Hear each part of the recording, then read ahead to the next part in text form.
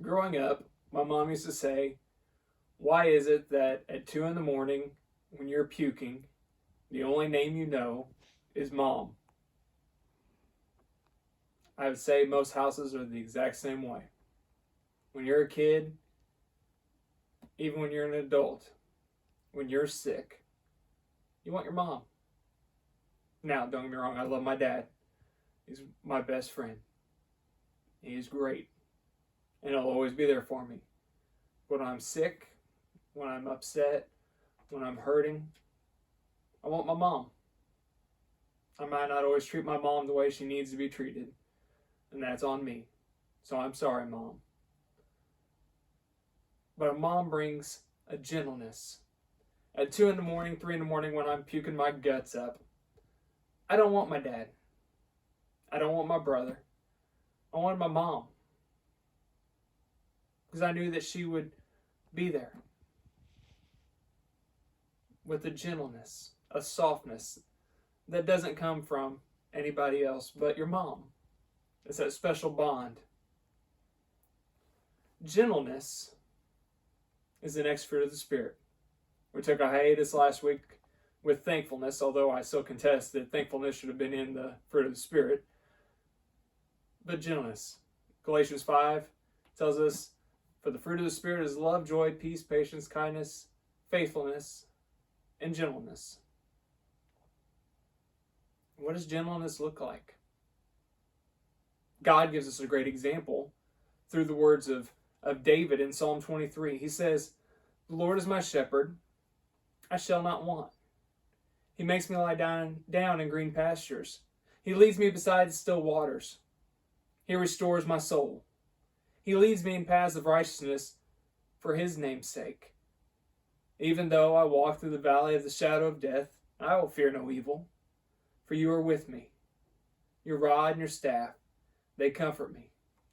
You prepare a table before me in the presence of my enemies. You anoint my head with oil. My cup overflows, and surely goodness and mercy shall follow me all the days of my life, and I shall dwell in the house of the Lord forever.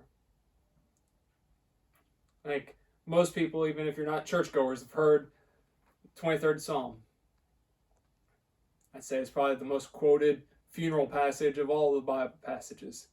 And David keeps the theme that we talked about last week with our thankfulness of God being a shepherd, taking care of his flock. You know, the two passages out of Psalms that we talked about last week, he said that he is the good shepherd and he takes care of his flock and watches over us. We're the sheep of his pasture. What does that mean? It means that he takes care of them. He lays down his life for his sheep. He takes care of them. He meets their needs. He watches over them. He protects them. That's what God does for us. And he does it with a gentleness.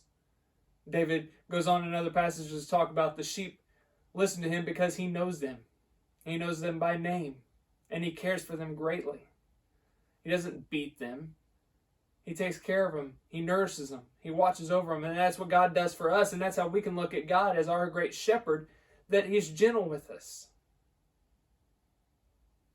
But what does it mean for us to be gentleness? Is the gentleness that we need to have the mom that's in the bathroom with you at 2 in the morning while you're sick? Yeah. Is it that person that is kind of just a smile? You know, we live in a day and age now to where it's hard to tell if somebody's smiling or not because they got a mask. I was walking through JC the other day, and I passed an older lady. I went on, I don't want to call it Senior Citizen Day, but whatever they call it, when the older people go in. I was in there at the same time, not realizing what time it was. And as I walked by, there were two older women, and one of them said something about it's hard to see a smile. And I smiled, thinking, you can't see this. And she goes, but I can see it in your eyes. So even then, there's a gentleness that comes over us. A couple weeks ago, we started our Cougars on Deck baseball program back up, where we instruct and teach the little guys some of the finer points of what being a Cougar baseball player is all about.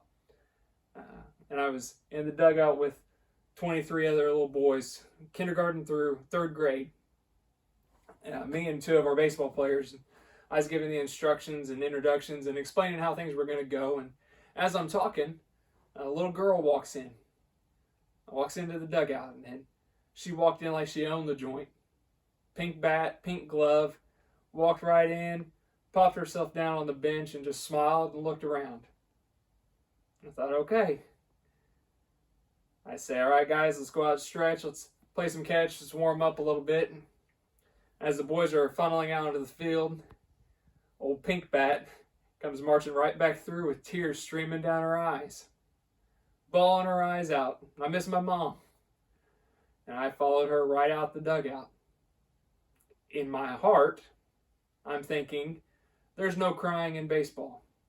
Get your butt out on the field. But what I did was bent down next to her, wrapped my arm around her shoulder, and said, why don't you come play catch?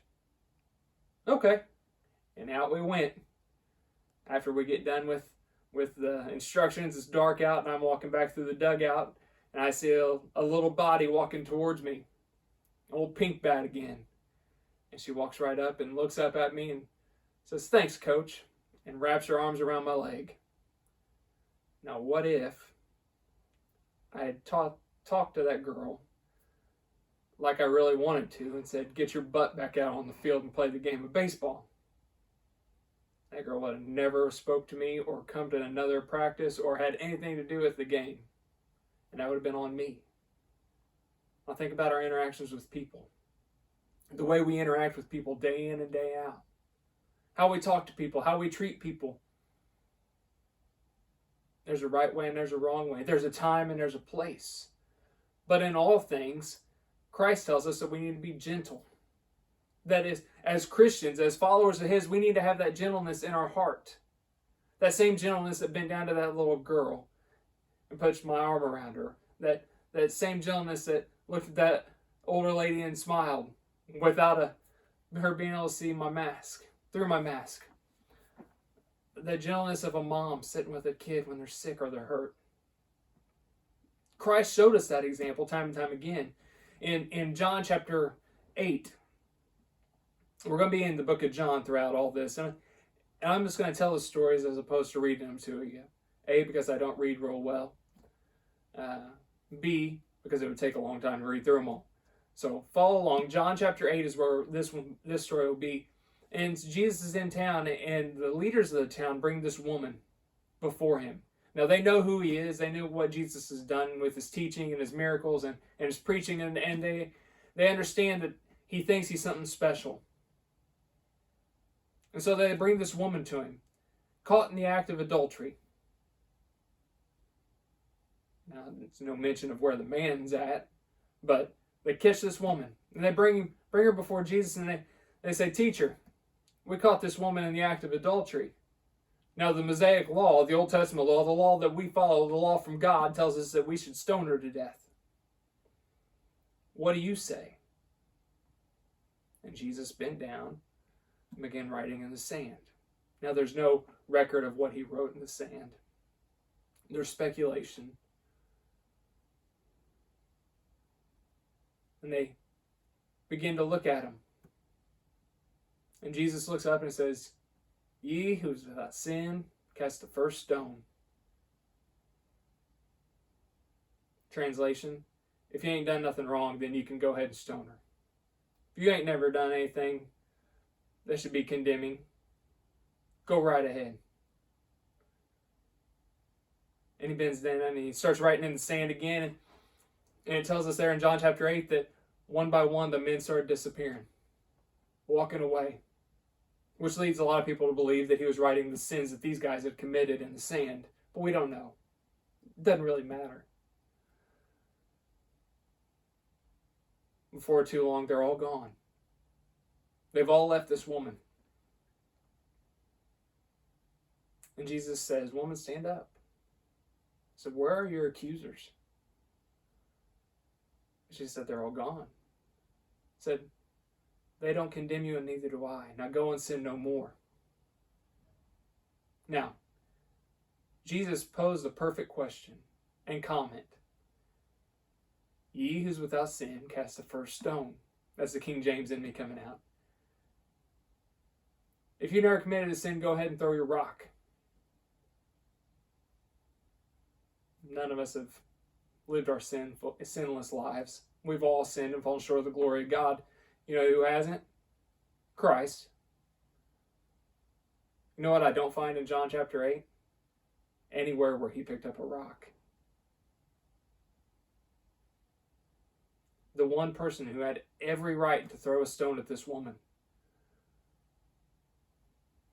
said, nobody condemns you and neither do I. They're gone. And I'm not going to hold it against you. Go out and do no more. Sin no more. Live your life like that no more. That's gentleness. Then if you skip down to John chapter 13, Jesus is gathered together with his disciples for the Passover, the Last Supper. Now, in the midst of the meal, Jesus gets up from the table and he goes and gets a bucket of water. And he bends down and he starts washing the disciples' feet. Now, put in your mind, Jerusalem, Bethlehem, Jericho, Bethany, desert, dirt, nastiness, sandals. As a person who walked these hills in flip-flops, I can tell you my feet were nasty at the end of the day. Jesus begins washing the disciples' feet, these nasty men's feet, one by one.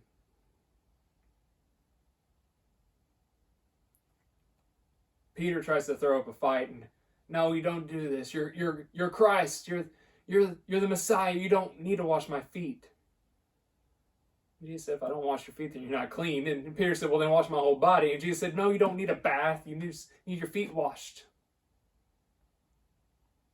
And what Jesus was doing with that was setting the example for the disciples of, I am Jesus. I am the Messiah. You know, it wasn't too long before this that they were at Caesarea Philippi where Peter proclaimed, you're the Christ, the Son of the living God. And now the Christ, the Son of the living God, is washing the disciples' feet. Why? Because he was showing us what gentleness looks like. The Son of God was cleaning their feet.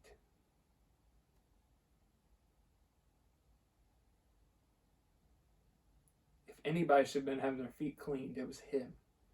But he said, I don't care that you think I'm more important, or that I know that I'm more important, or that I am the Son of God, the King of Kings, the Lord of Lords. I'm showing you what it means to be gentle. And then later on, as we're reading through John 18, they come down out of the room after Jesus talked to the guys a little bit, and it's time for the arrest. Judas has already betrayed him, and he comes up and gives him a kiss on the cheek, and they go to arrest Jesus, and Peter draws his sword and cuts off the soldier's ear, and Jesus bends down and picks up the ear and puts it back on the guy's head. And he looks at Peter and said, put your sword away. I'm not here to fight. He could have called an army of angels to rescue him at that moment. He could have called in the battle cry of the Republic and brought in every soldier that's ever lived. Every warrior angel.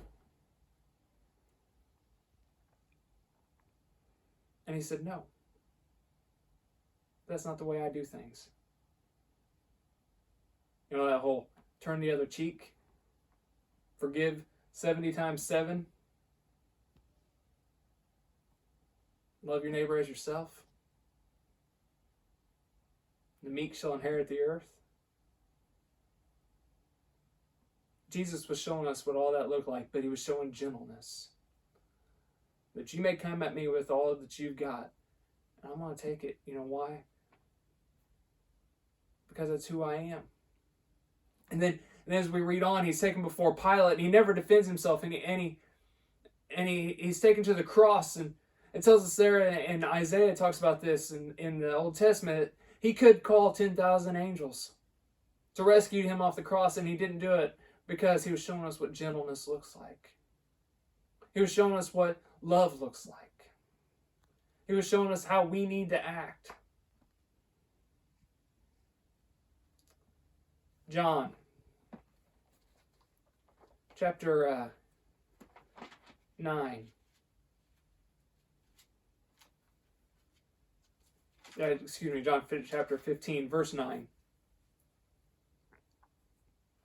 Says this: As the Father has loved me, so have I loved you. Abide in me, abide in my love. If you keep my commandments, you will abide in my love, just as I have kept my Father's commandments, and abide in his love. These things I have spoken to you, that my joy may be in you, and that your joy may be full. This is my commandment, that you love one another, as I have loved you. Greater love has no one than this, than someone lay down his life for his friends. You are my friends if you do what I command you. No longer do I call you servants, for the servant does not know what his master is doing, but I have called you friends. For all that I have heard from my Father, I have made known to you. You did not choose me, but I chose you, and appointed you that you should go and bear fruit, that your fruit should abide, so that whatever you ask in the name of the Father may be given to you. These things I command you, so that you will love one another. We want to know what gentleness looks like. It looks like the Son of God standing before a woman who has every right to condemn her and doesn't. Gentleness looks like the King of Kings kneeling on his knees, washing his disciples' feet, when they should have been the ones washing his. Gentleness looks like the Lord of Lords nailed to a cross, when he could have saved himself by calling 10,000 angels and the armies of God come rushing in. But he chose not to, because he loved us. Gentleness looks like a friend that lays down his life for others, because that's what God showed us. We want to know what gentleness looks like, how we have gentleness in our hearts. Live your life like Christ. He is the gentle shepherd. He is the good shepherd. And he is the perfect example of what being gentle is all about. Have a great week.